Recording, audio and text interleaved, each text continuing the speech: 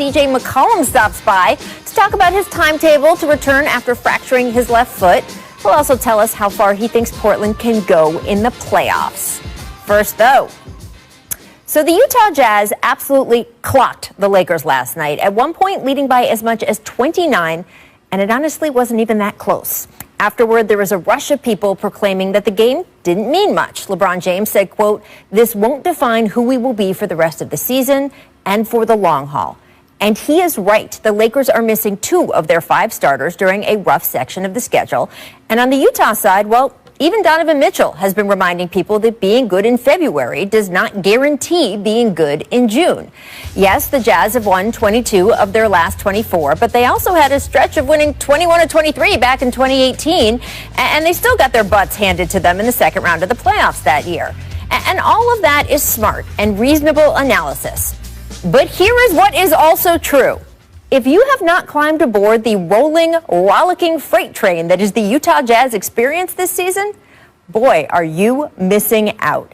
This team has all the bells and whistles. A young superstar who's as inspiring off the court as he is on it. A 2-time, maybe soon to be 3-time Defensive Player of the Year. The NBA's leading 6th man and one of the league's most crafty coaches. Despite having already played the toughest part of their schedule, the Jazz are not just top 5 in the league in offense, they're top 5 in defense too, which is saying something in a season where some other teams' entire defensive strategy seems to be just rolling over and playing dead. Is it working? Are they gone yet? Anyway, that is certainly not the Jazz, whose connectedness on that end of the floor is pretty dazzling. Rudy Gobert, obviously the key there. Not only does he have tremendous instincts as a defender, we don't talk enough about the fact this man has a wingspan of nearly 8 feet. Can you picture one of those giant Humvees in your mind? Yeah, Rudy Gobert's arms stretch wider than that, and not even just by a little bit. Good luck getting past him. Meanwhile, no team in the league is better at smothering an opponent at the three-point line, and no team in the league is better at brandishing the 3-ball either. The Jazz just set a record making 53s over their last 2 games. In fact, Utah leads the league in both 3s attempted and 3s made, spreading out and exhausting opponents so thoroughly they may want to start putting some cots and blankets in the visitors' locker room. So what is the steam engine that's powering this locomotive? Some of it is flat-out talent. In addition to the stars, and yeah, Shaq, Donovan Mitchell is a real one, the front office has put together a deep roster where guys like Jordan Clarkson are playing the best ball of their career, and others, like, say, Derek Favors, have bought into adjusted roles. And a lot of it is also continuity. Yes, Mike Conley recently missed 6 games with hamstring issues, but as a whole, the Jazz have remained largely healthy. They've only played 3 starting lineups all season. Compare that to the Nets and Rockets, who've each had to play 19. And that continuity actually extends even further back. We all remember last year when Gobert became the first NBA player to test positive for COVID, acting carelessly enough along the way that it caused real divisions inside the locker room.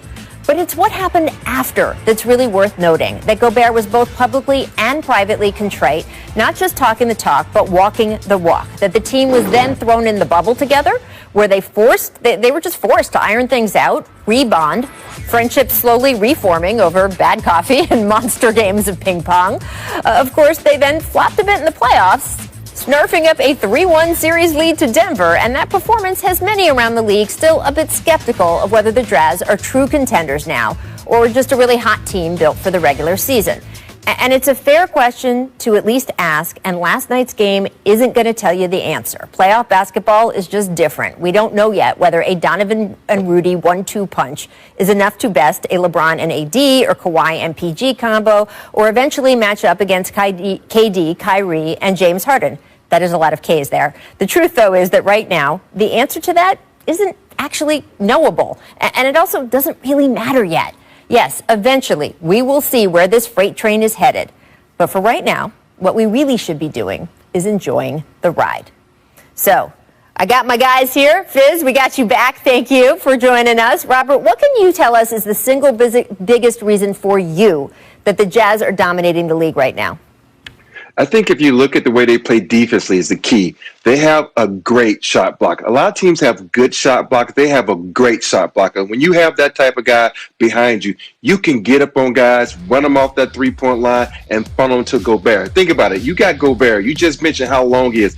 He's going to block everything that comes in there, and that scares people. So now they're taking bad shots. They're forcing up threes. They're doing things out of their nature they don't want to do. So it's all about pressing up. It reminds me of all the great teams I played on. You got Tim Duncan behind you. You got Shaq. You got Dream. When you have great shot blockers, big men who can clog the paint, you got that freedom to play on that on that three-point line, run them off, say, go ahead. Go in there and get your shot blocked, and then we're going to start a break. I love that. Coach Fitz, if you were preparing a team to face Utah, what would you most worry about them right now offensively and defensively? Well, the thing, I think that really makes them unique to take Robert's, statement a step further is defensively and offensively, they got an incredible amount of trust. And what I mean by that is, yes, you got a great shot blocker back there. You got a guy that can run people off and block shots and let you play the three-point line. But you got to have trust if you're Rudy Gobert that your backside is going to protect you when you go chasing shots. And they have that trust on both offense and defense. Offensively, they are built where it doesn't matter who has the ball, someone is going to have the capabilities to make a play. It's not built around a star. And so every night you see their stat line, different guys are taking advantage of the situations every night. You know Donovan Mitchell's the man, you know he can play, but ultimately everyone gets to contribute in this system, and it's beautiful to watch because it's all based on team. Yes, Snyder has made a good coaching adjustment. He's going to Clarkson and say, hey, yo, Clarkson, you got talent. Go out and do your thing. We're going to get you your shots. And I think that's the biggest key. Clarkson is getting his shots.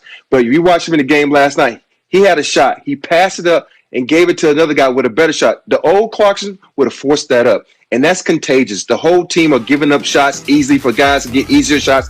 And when you're playing basketball like that, it's flat out beautiful.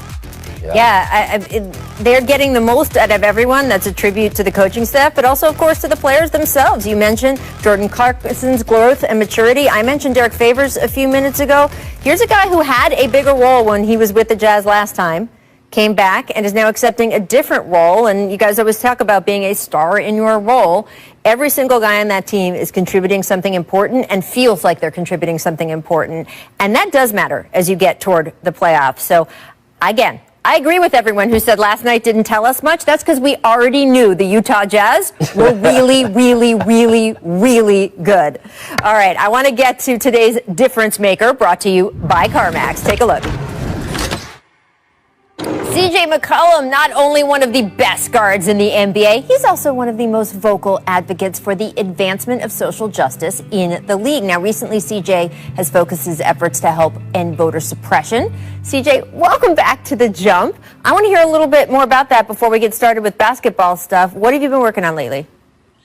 I'm working on a lot of different things. I think, obviously, education has always been a main focal point on things that I've wanted to accomplish in terms of educating the youth and kind of uplifting those who don't necessarily have a voice, and being able to join the Social Change Fund. We've been working on a lot of different things in terms of supporting our neighborhoods and figuring out ways to not only educate them about things like vaccinations, like the importance of voting, like some of the things that are happening to our brothers and sisters out here in terms of unfair trials, unfair stops and things of that nature with police and law enforcement, but also trying to kind of bridge that gap and bring people together so that we better understand how to coexist with people of authority. Yeah. Those are a lot of things we've been working on, while also trying to provide resources to our schools and to our communities. I mean, we just had an election where the national discussion got so much attention, but it really is on the local level where most people's lives are affected, right? What they know, how they're able to interact with their local government officials, with the police. It's just so important. And the more knowledge you have, the more power, right? Absolutely. And I think that's what we're trying to get across to our kids and our brothers and sisters in our communities, is that we have to educate each other on what's available to us from a usage standpoint, but also how to maneuver and how to kind of behave in a way in which, that kind of puts us in a position to be successful down the road. And look, I do want to talk about your time on the court. It's a little hard for me, CJ, because you're out injured, and I think a lot of people around the NBA are very sad. You had such a hot start to the season.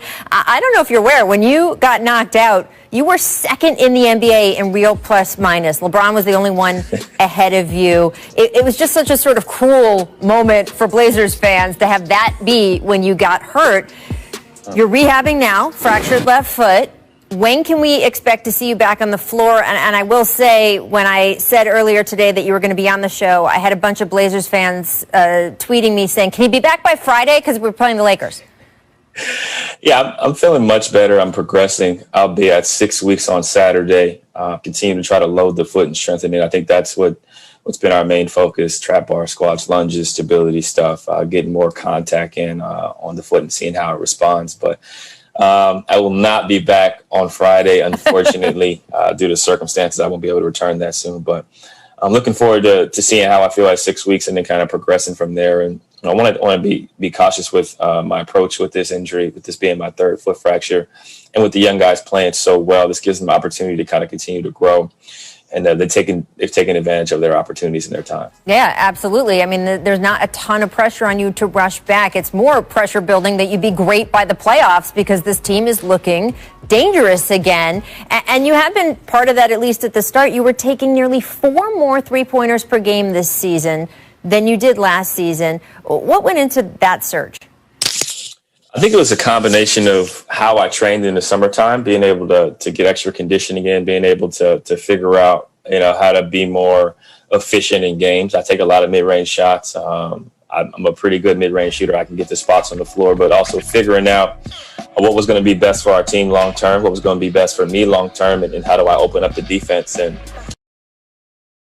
I credit, our staff. I credit John Yim. I credit Todd. I credit my PTs. Just being able to train in a way in which it translates to games was important for us. And shooting more threes was something that John wanted me to do, something that Coach Terry, organization, wanted me to do. And I had to train for it first before it could translate. I mean, look, between you and Dame, we're not even going to be able to call them logo shots anymore. You guys are going to move to behind the midline of the court. You guys are going to start shooting from the three-quarter mark. It's getting dangerous up there in Portland. And it's not just you guys, right? 5th place in the West for this team. Nurk's out, you're out.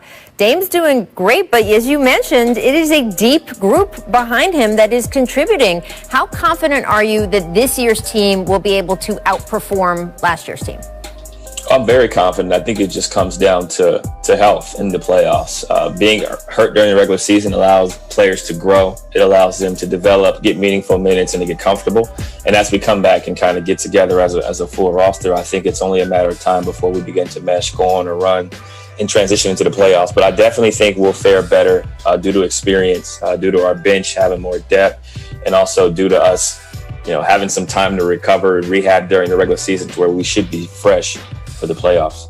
Now, I don't know exactly what you got into yesterday. Rehab, I'm sure, spending some time with your lovely new wife. But apparently you made someone $18,000 also yesterday, CJ. Did you know that a dunk of yours from 2019 sold on NBA Top Shot last night for $18 grand? And I don't want to cast any aspersions here. I don't think that's the best dunk I've ever seen you make.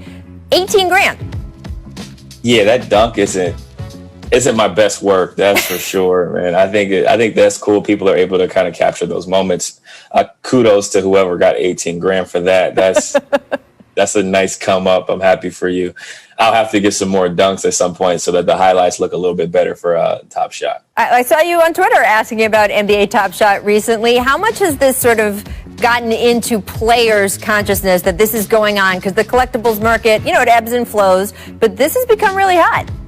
Yeah, a lot of players are inquiring about it, trying to learn and educate themselves about it. I think I've grown closer to the fungible tokens and what they consist of, and trying to figure out what moments I should buy. Looking at rookies, looking at LaMelo Ball's first assist, looking at Zion's first dunk, like trying to pick certain things that make sense for me. But I'm trying to also get some free packs. So if NBA Top Shot is listening, I'd love to have some of my own moments, and I would also love to be able to create some moments with you guys so where my dunks are a little bit better. There we go. That man wants some non-fungible tokens. Get him some. There you go. CJ, thank you so much for stopping by. The league misses you. Best of luck with your recovery, but thank you so much for everything you're doing off the court. It matters to all of us.